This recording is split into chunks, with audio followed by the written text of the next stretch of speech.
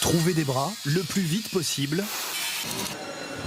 dans des centaines d'entreprises pour produire des chars, des sous-marins, des rafales, mais aussi des munitions. Cette forgerie est la seule en France à fabriquer des obus et elle a un nouveau responsable qualité. Est-ce qu'on peut vous demander juste ce qu'on va faire? Oui, alors on va faire le contrôle des obus avant expédition.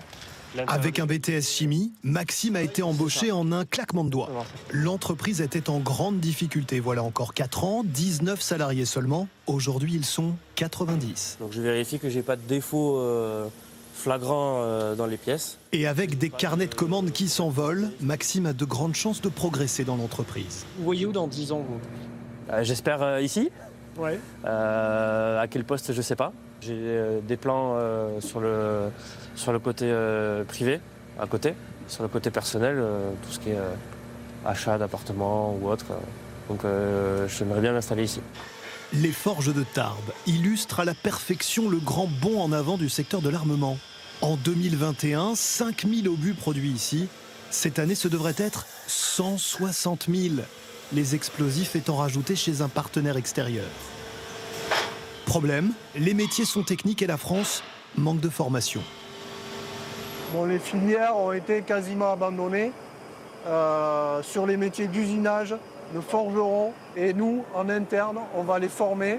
Et ça marche. La moyenne d'âge de l'entreprise tournait il y a peu autour de 50 ans. Aujourd'hui, c'est 30 ans. Lui, par exemple, est arrivé il y a 3 semaines seulement.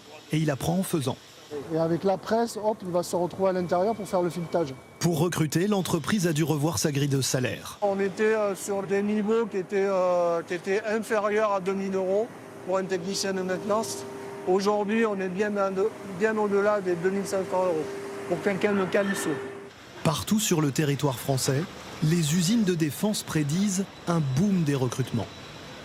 Si l'on regarde le secteur de l'armement en France, eh bien, ce sont 9 grands groupes industriels, 4 500 start-up et PME, dont 1000 considérés par l'État comme stratégiques. Et côté emploi, 220 000 emplois directs et indirects, c'est-à-dire autant que le secteur automobile. Et les jeunes sont loin d'être les seuls courtisés. Les retraités du secteur de la défense aussi. Dans cette structure spécialisée dans l'emploi des seniors, les plus de 60 ans ayant fait carrière dans l'armement se transforment en experts 5 étoiles que tout le monde s'arrache. Il y a cet expert, là, Philippe, en l'occurrence, plus de 30 ans d'expérience dans le domaine des systèmes d'observation de la Terre par satellite, en ingénierie, système, conduite de programme pour la mise en place de systèmes complets d'observation spatiale. Plein de trucs très techniques et très compliqués. Oui, oui. Voilà. Ce type de profil est recruté à prix d'or dans un secteur, l'armement, où les cheveux gris, c'est presque un atout. Contrairement à ce qu'on pense, le retraité qui a déjà beaucoup d'expérience s'adapte aussi plus facilement, puisqu'il sait ce qu'il peut faire et les limites. Et les erreurs à ne pas faire. Et les erreurs à ne pas faire, absolument. Le secteur de l'armement recrute à tout va et le profil le plus recherché, c'est à Angers qu'on va l'observer. Sur ce site où l'on produit des poids lourds, y compris pour l'armée. Sur le terrain, des réservistes comme le chef Alexandre, ancien de l'armée, aujourd'hui technicien, et sa collègue, capitaine Maëlie. Ils ont un double statut, salarié de l'usine et militaire en charge de la maintenance. Là, vraiment, on a une très grosse fissure. Là. Aujourd'hui, le duo supervise la réparation d'un véhicule militaire de retour du terrain. Là, on va faire un remplacement complet du faux châssis. Donc, en cas de conflit de haute intensité en France, ces 2 réservistes deviendront les interlocuteurs directs de l'armée ici dans l'usine. Donc c'est la 2e ou 3e ligne, si je puis dire.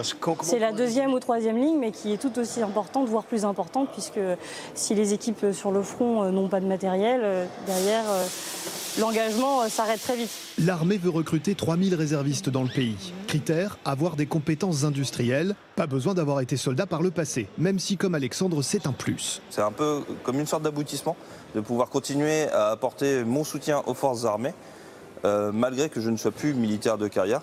L'usine tout entière sait s'adapter à l'armée et ses carnets de commandes en fonction des urgences. On s'est livré un véhicule comme ça sur la spécificité, mais environ 8 semaines.